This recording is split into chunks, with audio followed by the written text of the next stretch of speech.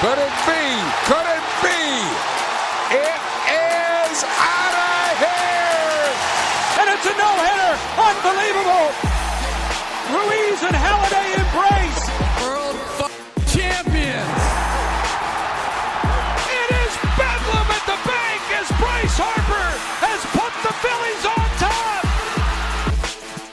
We're talking about the Lions here. Say! Hello, Phillies Nation. Welcome to our final podcast before the 2026 regular baseball season. We are fired up over here at the Specific Jawns Phillies podcast, your premier outlet for all things Philadelphia Phillies. Got my boys Pat Barker and Mike Sambuco here, as always. Just a quick reminder that this is an affiliation of Barker Ball Media. Make sure you like, share, and subscribe. We'll be doing this all throughout this season and hopefully beyond. Like I said, fired up for this Thursday's opening day against the Texas Rangers, 4:15 first pitch, a little later than I thought it would be for opening day. I always thought we started a little bit earlier in the day, get a little more of that sunshine. But it looks like the weather's going to be awesome in the 70s. Just nothing better than opening day, man. Just can't beat that optimism that you might just get once a year for that half of a day until the first pitch. But I'm excited. Pat, Mike, how you guys feeling? After the end of the spring training, the end of WBC, where are you at this week? Are you just looking ahead? The Sambuco household is ready for opening day. We put up our inflatable Fanatic to celebrate. That was done earlier today, and the girls are ecstatic that baseball season is coming soon. Love it. I am ready to be emotionally destroyed again. I had my recovery period. I'm feeling good. Bring it on. Opening day specifically, or the home opener, from my time living in Philadelphia, I always remember as a massive disappointment. I'm not sure they ever won a home opener. At the very least, it never felt like they did to me. They took some of the worst losses imaginable in the home openers. The last one at the Vet with Reggie Sanders crushing a grand slam off of Joe Roa. And, 2009, they raised the championship flag and then go out and I think they got 2 hits the entire game. Like, it felt like every year I would be so fired up for the home opener, and by the 6th inning I was like, I hate this team. So I'm ready to do it again, man. Trying to lead with so much optimism, and Barker drops a Joe Roa reference on us right at the top. All right, so we do have a quick bit of news. Dombo was not done, even though the opening day roster was set. He had one more ace up his sleeve to make his offseason look much better than at least we felt, say, 2 months ago. He managed to lock in our current ace, while Wheeler's on the shelf at least, Cristopher Sanchez, the second in Cy Young voting last year. Led the entire league in WAR last year with an 8.0. I mean, he's got an incredible arc in his career. We're catching him in his age 29 season.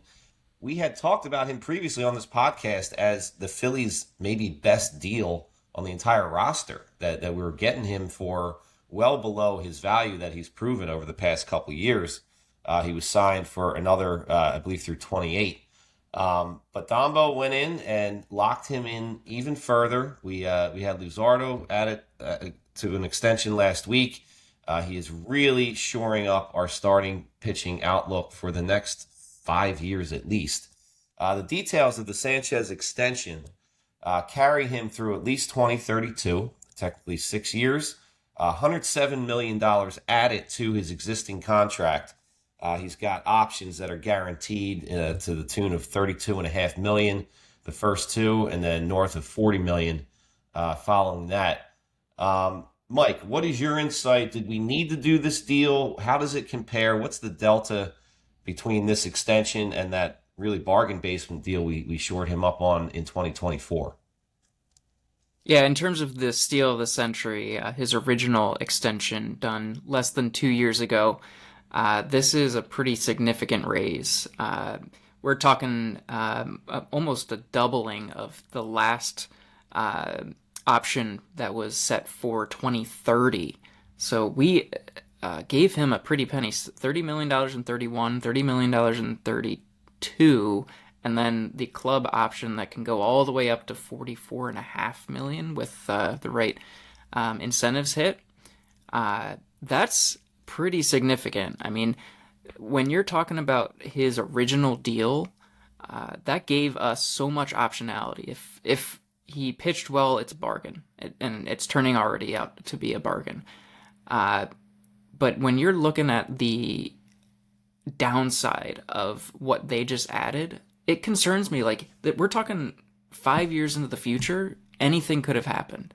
Arm injury, just the change in the CBA that we really don't know the full details of. I'm not exactly sure why they felt they needed to do this today. Maybe it was a gesture of goodwill, but I don't understand necessarily that entirely. Would I love to see Sanchez pitch the rest of his career as a Philadelphia Philly and pitch well? Absolutely. I'm just concerned that this was done a little bit too hastily. And I think that we need to really understand the thought process and understand what the next CBA is going to look like before maybe this makes sense. It's weird baseball business, no matter how you slice it. I mean, we're talking about a signing out of goodwill for a 29-year-old in his prime who already was locked in for an extension.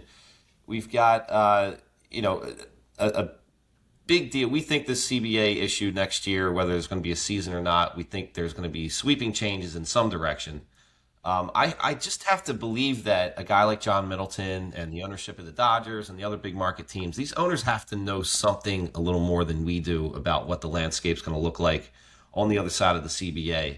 To lock in these types of deals this type of money that far out into the future, that just isn't the way baseball owners operate in any sense, ever. Yeah, and to me, it's one thing to lock up a guy for $20 million, $25 million, but then when you get into that 30 and up, that's where it just becomes extremely risky, because at no point in the salary structure of Major League Baseball will $30 million be easily written off. If something happens to Cristopher Sanchez, you can't just say, we'll get it with another guy that's on the cheap, but have a $30 million hole on your roster. I mean, we're struggling right now with the $20 million hold of Castellanos and an $18 million hole in a, call it our fifth starter right now, but soon to be sixth starter, Taijuan Walker. So like, I am concerned about there was no need to go out 5 years into the future and give this extension. And maybe they're getting out ahead of something that they fear in the next CBA, but I just don't see it today. Pat, your take. Is this a guy you want to lock in for that long in the first place, whether the business plays into the story or not? I mean, what are your thoughts on Sanchez just as a dollar value? Yeah, well, I mean, my thoughts are that the new deal that was signed today is a very good deal. If you ignore the deal that he previously had and just take this deal and you say, this is the pitcher, this is his age, this is his, resume, these are the dollars, we would all say, oh my God, that's a fantastic deal. It's a very, very good deal. The deal he had yesterday was way better. It just was. I mean, we've talked enviously about how the Braves have had Ozzy Albies signed to this insane 8-year, $100 million contract that he's been outperforming for years now. They haven't made any effort to extend. Why would you? You already have a great deal. The new deal is good too. So at the end of the day, it's not a catastrophe or anything like that. And I will allow for the possibility that maybe they know something about the results of the CBA that I don't. That's certainly possible. But on the surface, this seems like you sign a 3-year lease on a car. And you really like the car. You start driving it, you have 2 years left on the lease, and you're like, God, I love this car. So you tack on 2 more, significantly more expensive years to the end of the lease. It just doesn't make sense, because a car, like a pitcher who will be entering his mid-30s at the end of the existing lease, those are depreciating assets. So Typically. I mean, he might be Randy Johnson. He might pitch like a beast into his 40s. I don't know. But based on everything we know, it just seems like a low reward, high risk move that was completely like unnecessary. I guess the only thing that I'll push back on is Mike saying that like, we're never going to enter a point where $30 million is easily written off. With the direction the economy and the prices of everything are going, $30 million might be the league minimum in 4 years. I mean, who knows? So maybe that's the move, getting ahead of it that way. But I really can't figure it out for the life of me why they would do this. The other thing that I will say is that if they had done it earlier in the offseason, I would have skeptically chalked this up to an effort to improve the public perception of the offseason. Because it's amazing how fans choose to interpret different news. When they extended Kyle Schwarber at the risk of losing him, the runner-up for MVP, the fans were mildly excited. When they extended JT at the risk of losing him, the fans were almost indifferent, I feel like. When they extended Luzardo at the risk of losing him, the fans were very excited because it came out of nowhere. It was a surprise. When they extended Sanchez and they were not even at the risk of losing him, I still think there is more public approval of that than there were of like Schwarber or Real Muto, which were much more significant signings. So I think a lot of people are sitting there like, oh, Dave killed it. I don't really think he did in this one. I think we gave him no credit for Schwarber and Real Muto because it was just like, oh, yeah, well, I guess you had to bring those guys back. But then he does this and people are like acting like it's a good move. I can't figure it out. Maybe I'm too stupid, but it doesn't make sense to me. See, to me, like, you look at what the previous extension went through. Went through 2030, which was his age 33 season. So he'd be a free agent going into his age 34 season. You're effectively saying you think he's going to be worth 2 years, $60 million right now. And how are you supposed to predict that? I mean, it's one thing to do an exercise like that when you're signing him as a free agent, where you need to convince him to sign on the dotted line for him to be on your roster. That's a different story. But you have him for the next 5 years. You have control over him for the next 5 years. You don't even, if something goes completely down the tubes, you don't have to pay him a penny after 2028 season. So, again, they have their reasons. I'd love to get more insight on that. But to me, it doesn't really make sense to go that far into the future when you didn't have to. Especially with the injury risk that pitchers are. I mean, yeah. Really, I mean, if this guy needs a UCL surgery, you're going to lose a year and a half of this deal, effectively 2 seasons probably, and then, you're on the hook you just didn't have to put yourself on the hook. It just doesn't make any sense. The one thing I will say is it's objectively kind of funny to watch Bryce Harper be like, I know I have 8 years left, but I need an extension. And we were all like, yeah, shut up. And then Sanchez comes out and they give it to him, the unnecessary extension. So maybe this gets Scott Boras all fired up again about Bryce. I was thinking the same thing, Pat, because, I was just appalled that Harper let that story get out, wanted that story to get out, whatever it was, a year and a half, 2 years ago, that he wanted an extension. I don't think that the Sanchez camp was clamoring for anything in this case. There's just no indication of that whatsoever. I guess we just got to put this one to bed for now, but all I can say is that I am a huge fan of Cristopher Sanchez. I know you two guys are as well. The guy is an elite left-handed pitcher whose stuff is not entirely contingent on velo. He's got a just league-leading changeup. He's a guy who you think could pitch healthy long-term and doesn't really have an alarming injury history. At least not in his recent ascendance in the past 3 years. And another stat I saw was reported by Todd Zalecki. If you look at the top 3 starting pitchers by WAR the past 3 seasons, he is number 3, right up there with Zach Wheeler and Tarek Skubal. So the guy is elite, and we've locked him in, and let's just get excited about him this season. I mean, he's our opening day starter this year, obviously because Wheeler is out, but he's earned that, and I do expect a very similar season to last year. Yep. I don't expect a downturn, and I'm really psyched to see the guy really get his notoriety that he deserves, because I don't think he has it yet. Yeah, just to be clear and wrap it up, there's no doubt about the player. It's more about the business side that the concern is around from my perspective. The player is fantastic. He is worth every penny. It's more of just the risk-reward aspect that concerns me. For sure. So speaking of opening day, we've got our roster formalized. The Phillies announced it, I believe, earlier this morning. Not too many surprises. We didn't expect too many surprises anyway. We knew who the starters were going to be.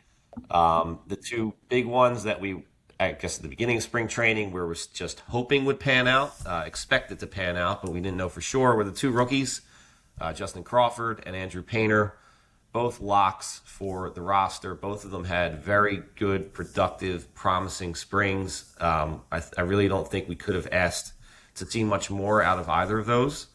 I think Painter is looking like a surefire fifth starter. We don't need to rely entirely on Taijuan Walker for the year, barring any injuries. That's a good thing. Crawford just seems like a guy who fits on the roster no matter what. His energy seems good. He knows how to handle himself in the clubhouse. We know that. He comes from a pedigree. His dad was a big leaguer for a long time. But it's just that's positive to have true rookies here that we've been waiting for a couple years, actually in the lineup to start the season. Feeling a little more invigorated than I think we were back in December, when it felt like the offseason was just not going our way. A couple of the sort of marginal moves that happened with the opening day roster.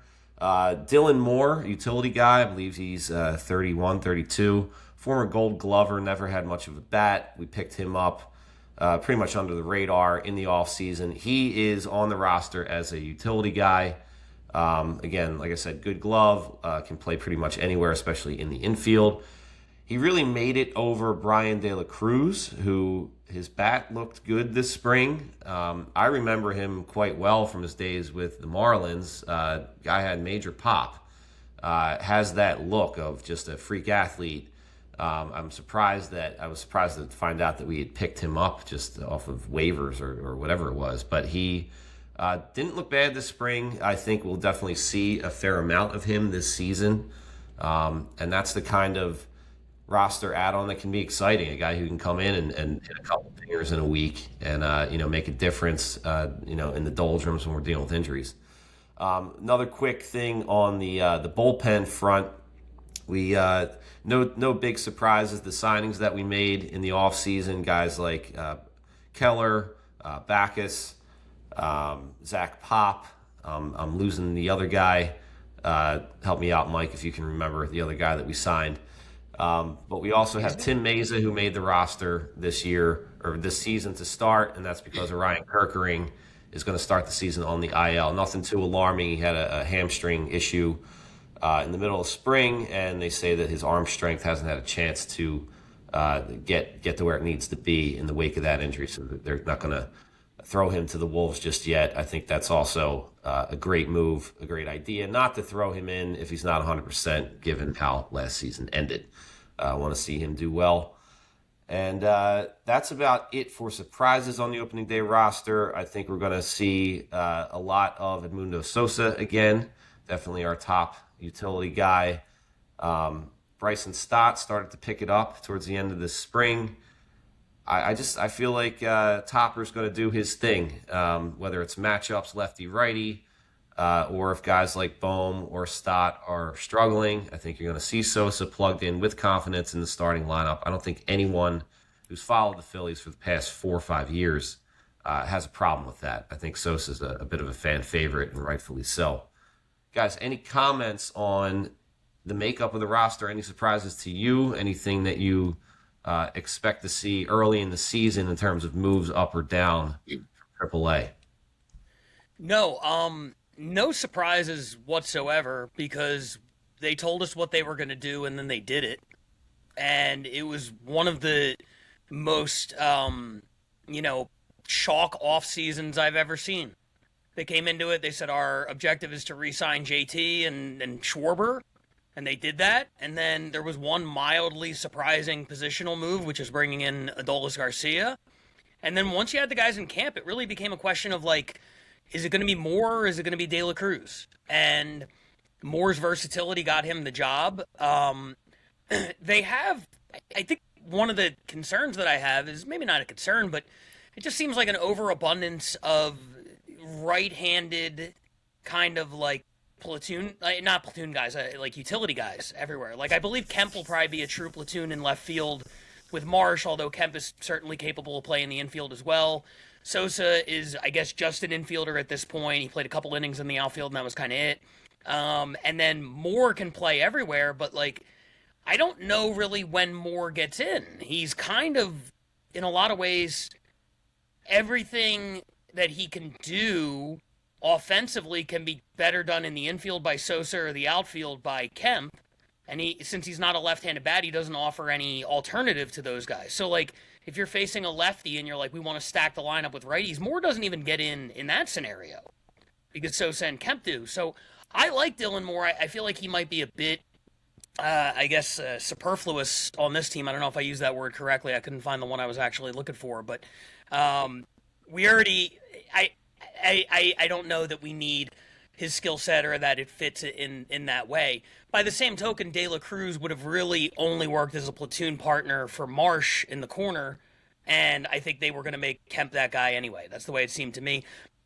The rotation and the relievers, they kind of told us from the beginning what it was going to be. There's really no surprises there. If it wasn't for Kerkering being injured, he'd be on the roster, and then, I guess, a couple names like Jonathan Bolin. Zach Pop, I didn't understand as a signing when they made it. That guy has never been good. But when they signed him to a major league contract, it was surprising, but him making the roster is not a surprise. I mean, we all knew it was coming, so no, this is pretty much straight down the line for what I expected. I did forget one move that couldn't be less relevant to me, frankly, but the fans will talk about it ad nauseum. Rafael Marchand secured the backup catcher role, meaning Garrett Stubbs is, I think he's out of options. I think he's basically, we'll find out in the next couple of days whether somebody else picks him up. But at least we can say the teasing that they did of Stubbs as a utility outfielder is over. And we don't have to hear anything else about the vibes guy being out of position ever again. Yeah, dude. Send us the link to the playlist. Let's not get too confident on that because if he makes it through waivers, he will be on the Iron Pigs, and we could have this experience go the rest of 2026. He can do that for the Reading Phils all he wants, or the Iron Pigs, I'm sorry. Dylan Moore, just real quick, side note, major Eric Bruntlett vibes, is that fair to say? Is that the guy he is on this roster? We might come back and say, remember how all glove, fairly positionally versatile, no bat. Yeah, it sounds like a good connection there. A little bit of speed too. Maybe that's his role. Maybe it's the late pinch runner what we're looking for. Yeah, I don't think he's gonna be in there to pinch hit ever. I think he's gonna be a defensive replacement if ever needed. But if he's in the game, that means we're either winning or it's a blowout. Well, championships are won on the margins, and I know that Bruntlett was the margin in 2008. So that's going to be my take on this whole thing. All right. So our next segment, a little unique to this podcast. We know that a lot of other places like to do some kind of prediction, some kind of drafting of guys that they'll follow throughout the season. Our buddy Pat Barker here has come up with a great new twist on that for the Phillies this year. Barker, give me the details. What are we going to be drafting on as a panel here? So what I wanted to do, you'll watch podcasts and they make predictions. And what I thought would be a fun way to do this and get everybody involved, and we have our good friend Brendan Flounders joining us on this podcast. Our buddy Bubba was supposed to be here too. It was supposed to be the first segment where we had everybody, but he bailed on us last second. Shout out to him. But what we're going to do is we're going to do a draft. So we've come up with 20 categories for individual players, and when it's your turn, you get to pick a category and predict who is going to lead the team in that category and give us a number. So, for instance, if it's your pick, you might say, I'm going to go with home runs, and I'm picking Kyle Schwarber to lead with 47. If you get it right at the end of the season, you get a point. If you get the actual number correct, you get bonus points. And then if he leads the league, you get bonus points for that too. Just a way for us to all kind of get on record. So at the end of the year, we can go back, revisit this, and shame whoever was incorrect on the most things. I also asked ChatGPT to give us a random order. And of course, they gave us Bubba going first. So he sent me his picks for a little bit of an auto draft situation. So let me pull those up right now. And there's always one auto draft. There's always one. Absolutely. There's always one. And we are going to start with runs. Bubba is saying that the team leader in runs for next season with 104 is going to be Kyle Schwarber. So we're going to go ahead and get that on the books. Schwarber did lead the team last year. Bubba's predicting that he will do it again. So that is where the first pick goes. The rest of the draft order is going to be Mike, Carl, myself, and then Brendan. So Mike, whenever you're ready, you are on the clock. All right, so there's a lot of different ways I can go here. I'm going to take what I think is the most obvious and easy pick, and should have been number 1 overall. Saves, Johan Duran. Damn. And I'm going to go with 36. Ooh, that sounds low. Okay, all right. 36 saves on a team you might predict to win the NL East. Hey, I don't think he needs the full. I think we're going to have opportunities for other people to get some saves here. I don't think he needs the full gambit of getting every last save. I think we're going to have plenty of opportunities for maybe even Kirkering or an Alvarado every once in a while. All right. Keller too. Mm-hmm. Am I up, Pat? You are up. All right. Well, give me home runs. Kyle Schwarber. Obviously, I think it's silly to think anyone else is going to surpass him. Give me a solid 48 dingers from Kyle Schwarber this year. I'll take that too. Yeah, 48. I would love if we got 48 homers out of Kyle Schwarber. That would be very nice. This one is within the rules. We didn't cover this in my little intro there, but certainly we talked about it in the group chat. Of the 20 categories we have, 9 are offense, 8 are pitching, and then 3 are awards. So if you are the highest, if you get votes in the awards, you can lead the team in that. So I'm going to go with Rookie of the Year simply because there are only 2 options to begin with. And I am going to go with Justin Crawford. I think a full season in center field is going to do him good. I know there's some really good rookies like Connor Griffin and a few others. But I'm going to go ahead and say Justin Crawford, 3rd place in Rookie of the Year voting. That's my prediction. That is risky. That's a beautiful. You didn't even pick the rookie I would have picked on this team. I know. I wish there weren't 2. All right. With mine, do I do back-to-back there, Barker? Because yes, sir. Snake draft style? Snake draft, okay. All right. Let's do stolen bases, and we'll go with Trey. And let's say 28. We'll do 28 stolen bases. And in that same camp, my next pick will be the stolen base success percentage. No. Wait. Oh, wait. I did say... I'm sorry. I apologize. I did say you could go off the board. I almost yelled at you. I'm sorry. I take it. You just did go off the board. Stolen base success percentage, we'll go Turner again, and we'll put that at 84%. Okay, before I pick, gentlemen, thoughts on this Trey Turner double play strategy? Go ahead, Carl. Low and low, first of all, on the numbers he's picking. I mean, he tries to act like he's making a big flex, and then he hedges with the actual numbers. 28 stolen bases for Trey. That we just had a big article in The Athletic about how he's the fastest guy in the league, and is just a master of running form. Expect him to have a more productive year, I would think. 84% just feels low for success rate, unless you really think he's going to try to steal that. Whatever, He's Brendan. not as fast as he used to be. I mean, that's my only I will go ahead and say that 84% will not be the high water mark for this team. I think there's going to be somebody like a Stott who is like 90+%, much lower in terms of volume, but personally, you got some competition on the volume side too with Justin Crawford this year. Yeah, I debated that too. When Barker was saying Crawford, I'm like, I could go either or, but I just feel like Turner might just have more opportunities. So hopefully that. I think Turner will end up stealing more bags at the end of the year, but it's a lot harder to say who's going to be number one this year than it was last year. Yep, definitely. I'll tell you, I'm excited, and I actually think Crawford's going to lead the team in stolen bases. That would have been my pick if I were to pick that category. I'm pretty high on him, at least as a base runner this year, no matter what.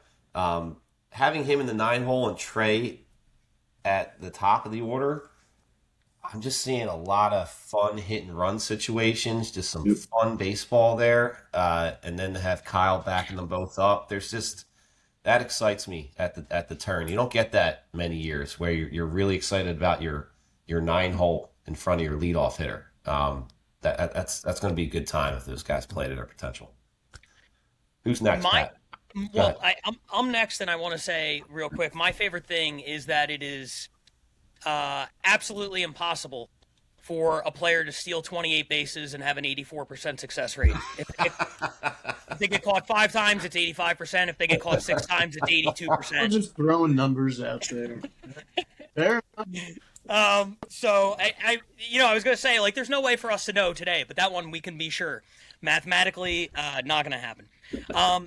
All right, my turn. I'm going to go to the bullpen right now, and I'm going to go with games pitched. And I am going to go with one of the new faces there. I'm going to go with Brad Keller. I expect him to have a little bit of a workhorse season in the bullpen, taking the mound 72 times. Wow. I love that. I was good. This is the category I was going to go with my next pick, so I have to regroup now. I was going to go with the Sidewinder, Backus, as the most appearances this year. See, I was thinking Alvarado. I thought that he would get into a lot of games this year because he's going to be our top lefty. There's a lot more question marks with our second lefty this year than there was last year with Strom. So whether it's Backus, whether it's Meza, and obviously we still have Banks, but Banks, yeah. There's plenty of high leverage lefty situations that are going to be led by Alvarado. If I could trust his health, I'd be with you. I just don't. Fair. Yeah. Who else, Pat? Well, I believe it's your turn now, Carl. It is my turn. God damn. All right, 1 second. I took my games. All right, let me... I'm going to go with innings pitched. This is a safe pick. I'm going to go with Cristopher Sanchez. I believe he led the team last year as well. I see him definitely getting over 200. Let's go with... he might win the Cy Young this year. Give me 218 innings from Cristopher Sanchez. It's a great number. I believe that's almost 2 whole games more than he pitched last year. That's wild. Go big or go home. Love it. All right, I think it's my turn now. So I'm going to stay on the pitching side. Like Carl, I'm going to go with Chris Sanchez, but I'm going to do it for wins above replacement. I don't think he's going to get the 8.0 he had last year, but I think he's going to end up around 6.8. Still a hell of a year. I'll take that. I'll take that any day with that $107 million extension. All right, so that is going to lead us to the auto draft picks for our friend Bubba. And let me pull up his text right now. We're going to go with strikeouts as a pitcher, and he is going to go with Jesus Luzardo at 229. Love that. Would love to see it. And then just to double back, for ERA, he's going to go with Chris Sanchez at 244. Back to Mike. Yes. Back to me. So he took one of the categories I was looking at. So I'm going to have to go to one of our award finishing categories, Cy Young. I'm going to go similar to last year. Chris Sanchez will finish third. Tracks with, I think, all of our opinions of Sanchez this year. Me next, Pat? Yes. All right, give me...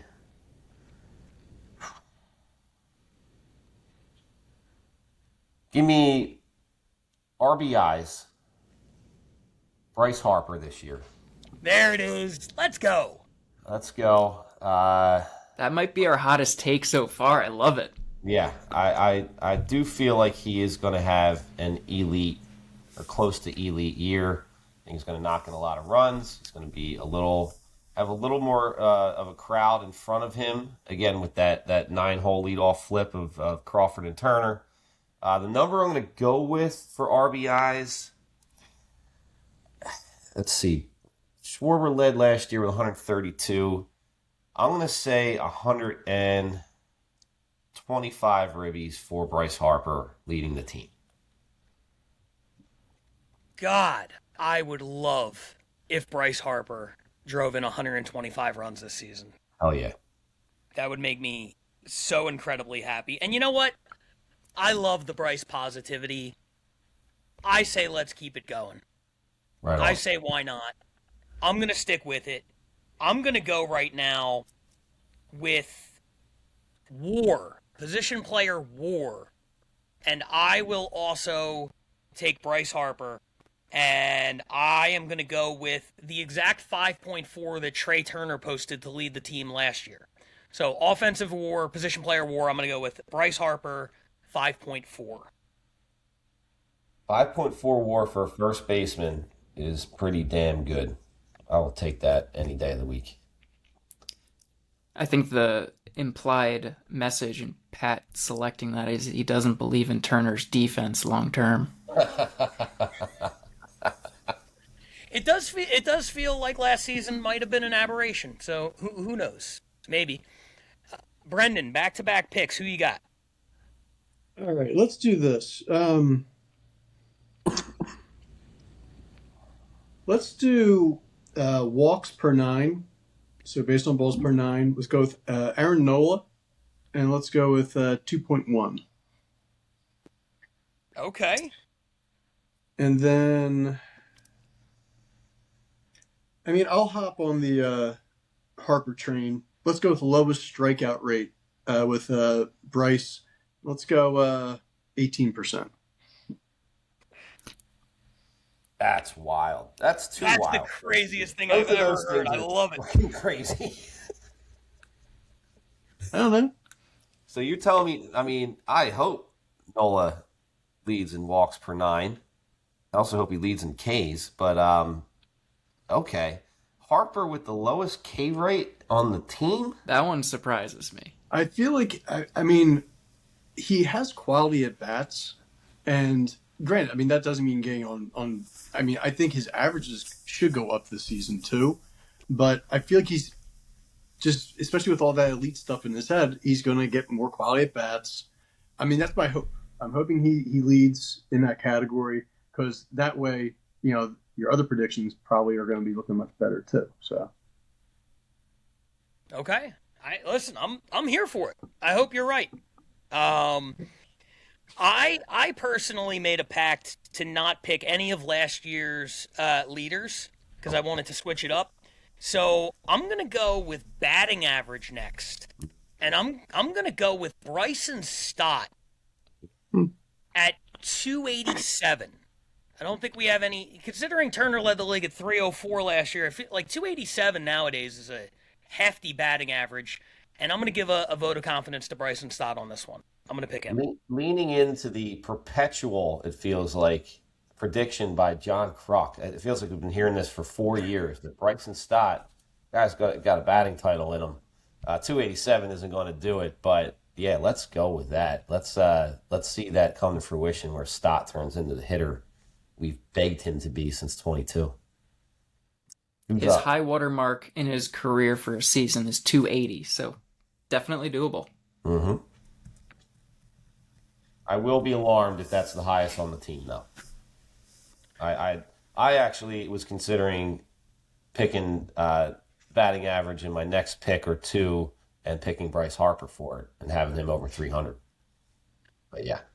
I would love it. Mhm. But I think 287 would have led more teams than not last year. For sure. No doubt. All Bang right. over 300, that strikeout percentage definitely is going to be pretty low. Also, it's a hell of a house of cards we have here, and we're just going to keep popping it up. All right. Am I up next, Pat? You are up, yes. All right. Give me wins for a pitcher. And this is one where, fuck it, let's do it. The idea that, Aaron Nola might be our fourth starter and that he might, line up against a lot of other franchises' fourth starters if scheduling looks that way. Let's go with Aaron Nola as our leading winner as a pitcher for the Phillies this year with 17. Can I just sidebar before we go any further? Please do. It's one of my favorite misconceptions in sports. If you're like, you're the number 4 starter, you'll line up with other number 4 starters. It never works that way. There's one rain out. Happens for like the first 2 weeks, and then it's gone after that. Right. It's going to be very predictable this year. What do you see? Before you know it, Nola against Skeens and Logan Webb and, all those guys every week. But I love the overall theme of positivity we have on this one. We got 2 picks left in this draft, Mike, and then we will auto draft with Bubba to close this thing out. Mike, who you got? All right, so I was considering going way off the board, but I'm going to play it safe at the end. Decided not to do something like defensive war or, WOBA or anything too analytical because that might make your head spin. I'm going to end with MVP, and it's going to be Bryce Harper. I don't think he's going to win, but I think he's going to be the highest finisher on the team. I think he's going to finish 6th. Yes. Yes, I will take it. Absolutely. You know what I love? We spent the entire offseason doing podcasts breaking down whether or not Harper was elite and really giving well-reasoned takes on everything. And then the second we get into prediction mode, we're like, he's going to strike out 4 times all year. He's going to drive in 125 runs. He's going to lead the league in everything. I love it. This is such nonsense. Hell yeah. Did you see the World Baseball Classic final? Did you see the hit? Did you see the home run, the 2-run dong at Harper? Did you not feel that? I felt it in my bones. All I'm saying is, if that was a routine fly ball to center, we would all be like, he's washed. Yeah. He's done. God. We would not have predicted him for literally any of this today. But I love the optimism. We'll close it out with Bubba. He just stole last year's and subtracted 2.5% from every number. He's going to go with hits, Trey Turner, 168. Okay. Safe. So I think it's notable that nobody mentioned Zach Wheeler. Is that concern that you have about him and how he's going to rebound, or just the number of categories? Most of them are counting stats, and he's just not going to have enough innings. For sure. It's the proportion that he's going to miss out on, and with, paired with the expectation that the rest of this rotation is going to be strong, healthy, and just have a hell of a year. I think we're all riding that. But yeah, you give me Wheeler where we're only basing it off of, the last 70% of the season. It's a different set of predictions, for me at least. Yeah, and needing 162 innings to qualify for any of the ERA or WHIP, rates. I mean, I have a little bit of concern, but we were so positive during this segment. I'm gonna leave that. We're not gonna get into it. Brendan, thanks for hopping in and just throwing some wild off the wall shit at us. Stolen base percentage, K rate. I love it. You stole the show on this one. Walks per 9. I was waiting for an ejections category to be stated. Who's going to lead the team in ejections this year, Brendan? Honestly, I was trying to think of a lot of really random ones, but I didn't want Barker to hate me too much for taking it that much off the rails. But no, I'm happy to be a part of it, guys, and looking forward to seeing what you guys tipped earlier too. Right on. Awesome. Well, then let's keep the show rolling right now and get into our final segment, the top 25 Phillies of the century. All right, so our next and concluding segment before opening day is we're going to wrap up our ongoing top 25 Philadelphia Phillies of this century. All the panelists, all the members of this podcast, whether on this one or not, had a vote. We've had stirring debates about our rankings, particularly my rankings. But let's move on to our top five Philadelphia Phillies based on the specific Jawns podcast crew since 2000 or 2001. My bad. Pat, go ahead. Who's number 5? Well, it's been a hell of a journey to get here, and I think a lot of people probably figured out who the top 5 are, but maybe not the order. So without further ado, number 5, the man who needs a contract extension, and hopefully Dombo can make it happen before opening day, Bryce Harper. Harper clocks in as the number 5 Philly of the 21st century. Of course, a ton of great moments. He's the only one, spoiler alert, of the top 5 that has not brought the ring home to Philadelphia. In my estimation, that is not his fault. I know other people would disagree, but I think at times he has really put this team on his back the way very few people have in my lifetime. Number 4, the 2008 World Series MVP and 2008 NLCS MVP, the face of the franchise from a pitching perspective during an offensive era, Cole Hamels. He came in number 4 by virtue of losing a tiebreaker to the guy who came in number 3, also from that 08 championship team, the franchise leader for home runs in a single season with 58, talking about Ryan Howard.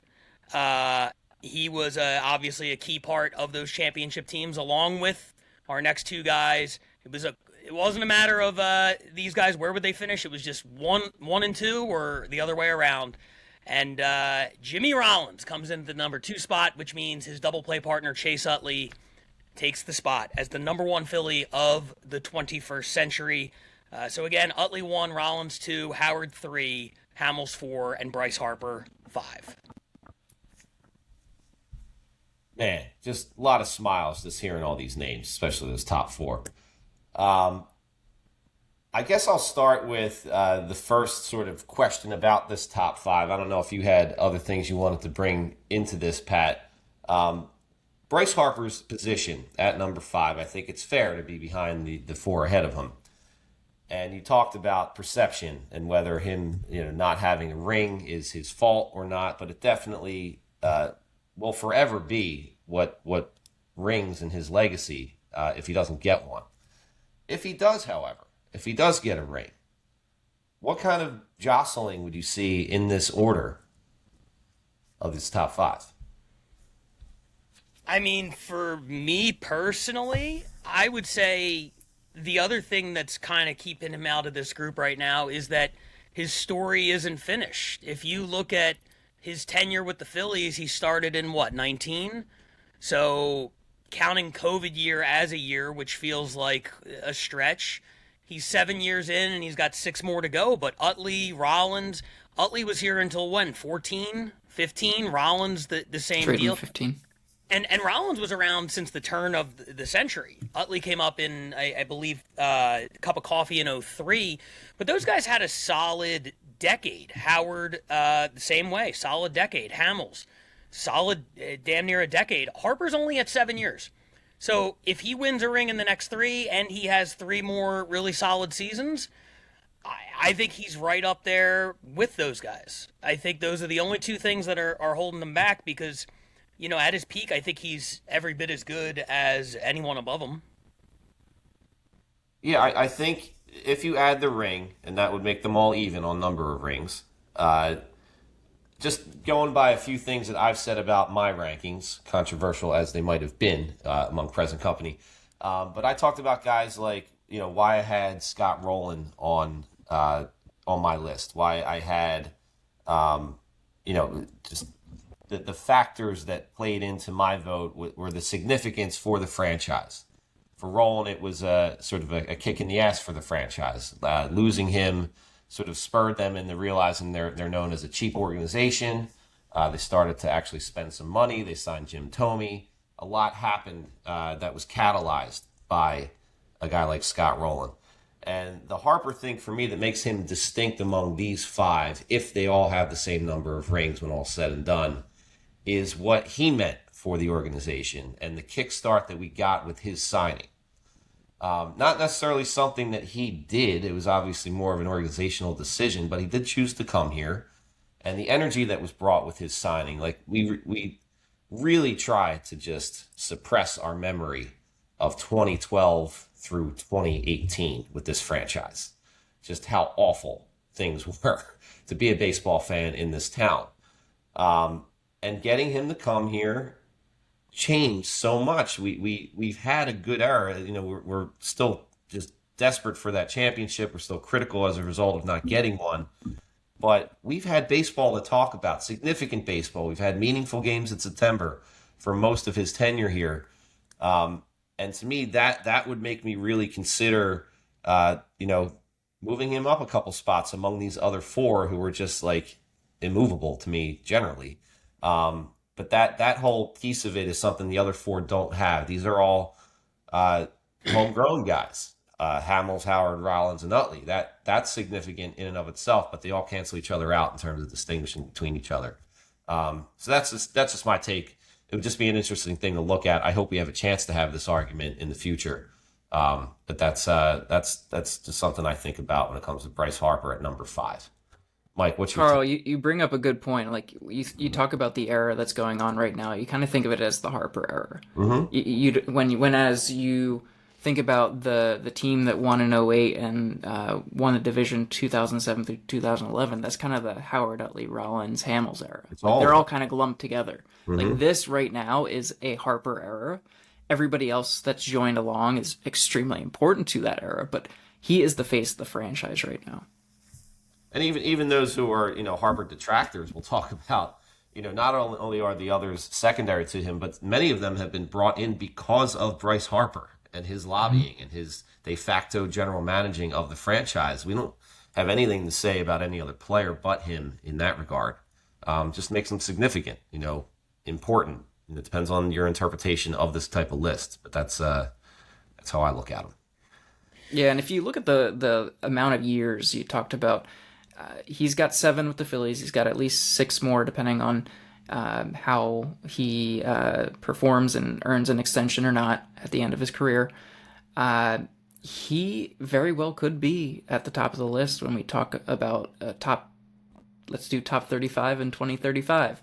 Let's think about it. Like, he's got half of a little less than half of the contract to go, and he's performed very well through that initial piece. But he's already ahead of Howard on WAR, even though Howard has 13 seasons as a Philly.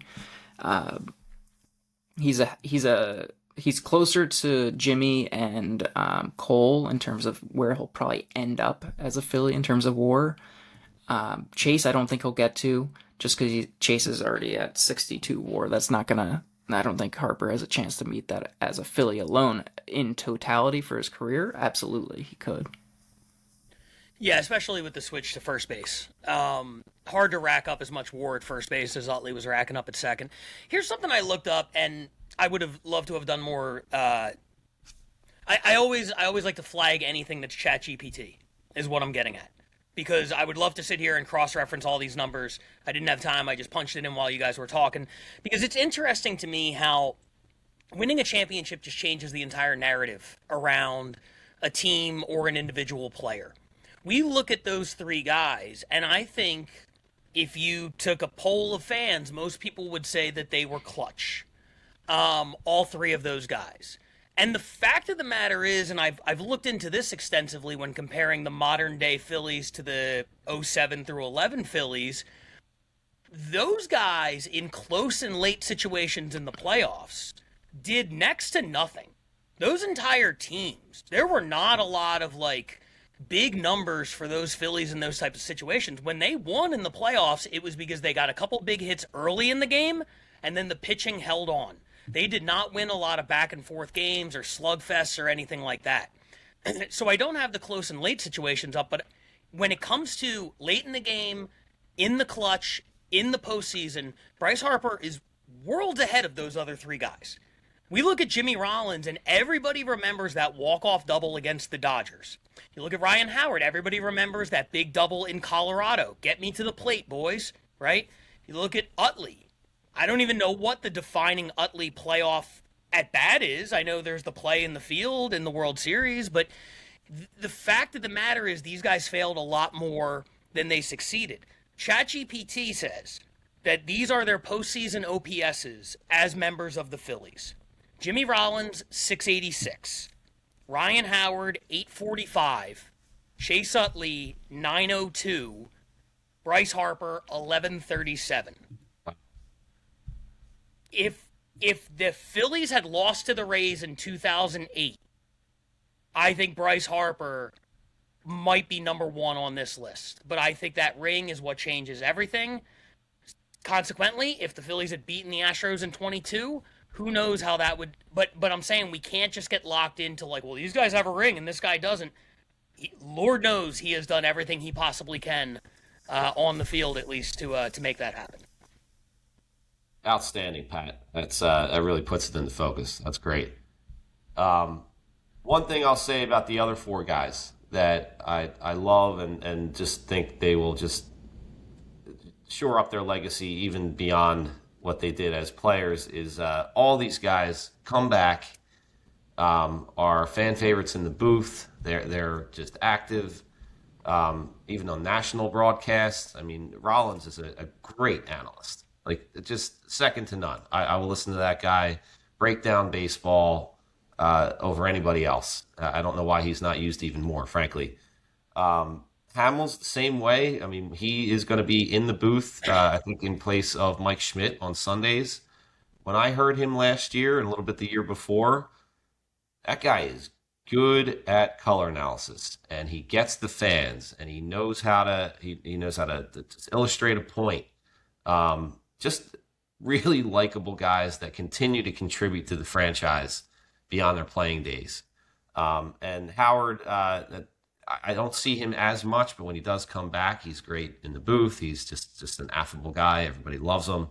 And Utley obviously has that ambassadorship overseas. I think he's still doing that in England, promoting the game. And will probably end up in the Hall of Fame. I would argue maybe even next year. Yeah. So all four of these guys, they're really impenetrable in terms of being in the top five. I just don't see anything that distinguishes any of them from each other in terms of potential to move up or down in our perspective. After Harper's career, say, it just makes me feel so lucky that we had those guys, and thank God we did get that ring because they were just the consummate Philadelphia team that won a championship. We couldn't ask for anything better.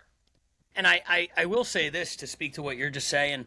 Sometimes I see that meme online where it's like, it'll either be like lunch tables at a school or like seats on an airplane, and they'll put celebrities in different seats, and it's like, what seat are you picking? So, yeah. Not one person on earth would choose to sit next to Bryce Harper with the other four guys available. You know what I mean? Like, zero argument there.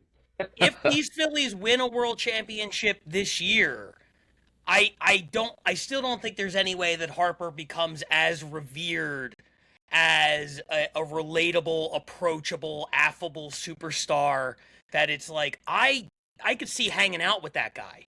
You know what I mean? And I think there's something to be said for that. I did want to ask you guys before we close the segment and the episode about Hamels in particular, because obviously the other four guys, all offensive players, easier to compare. Sometimes I feel like Hamels, by virtue of leading into and then somehow surviving and living past the Roy Halladay, Cliff Lee era, when those guys had such incredibly high ceilings, I almost feel like Hamels sometimes is underrated as a Philly.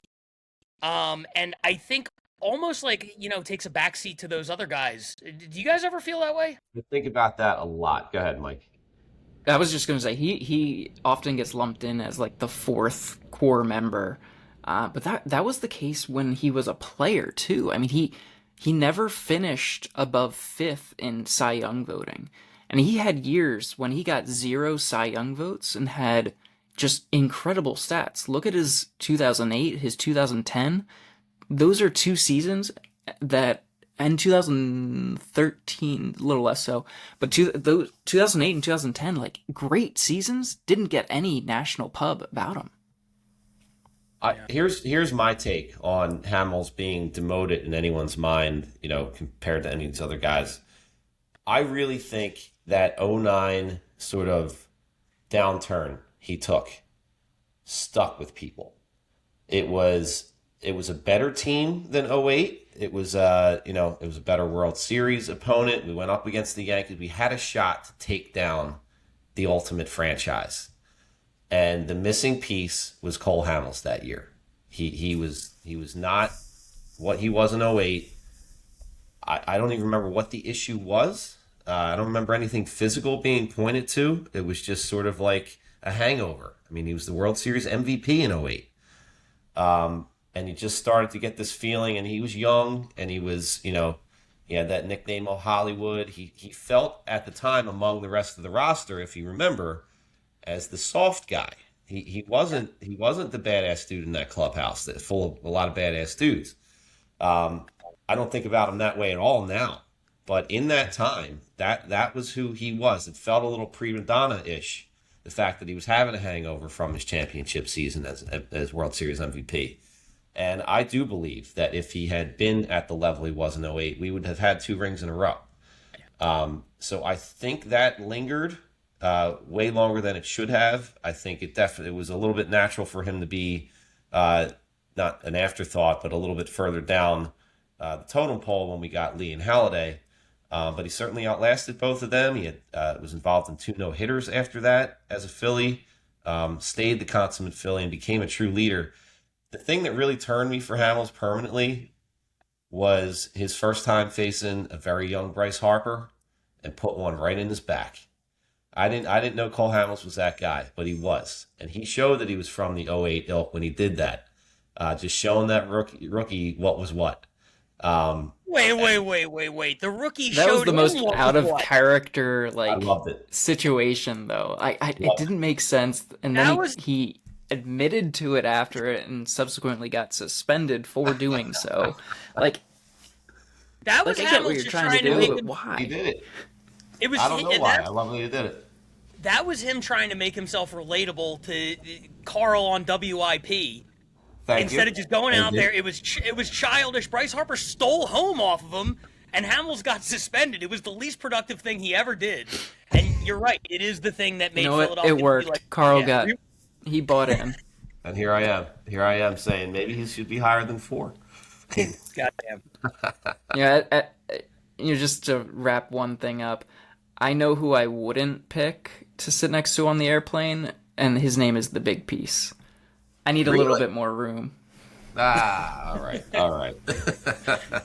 Fair. Jimmy, smaller stature guy, gladly sit next to him. Yeah, like Jimmy's good company no matter what. He's probably the guy I'd pick above all to just hang out with. I love that guy.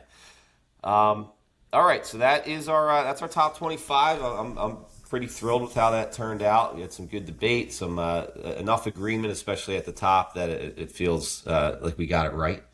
So before we close, like I said, we got opening day in 4 days.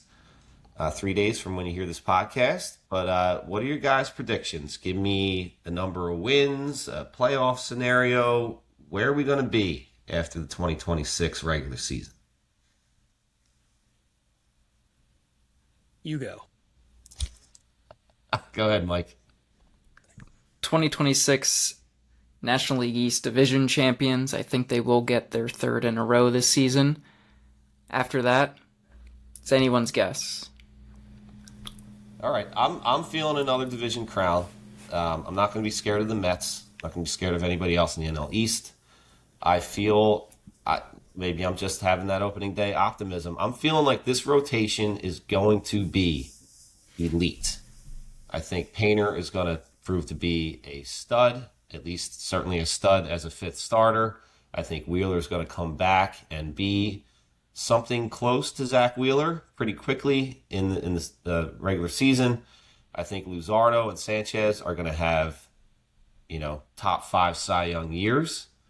And I think Aaron Nola is going to pick up where he left off in the WBC. And we mentioned Caleb Cotham's quotes about him looking like he's throwing harder, easier. We might have, I don't even like saying vintage Aaron Nola because I don't like vintage Aaron Nola. I just want Aaron Nola to be good.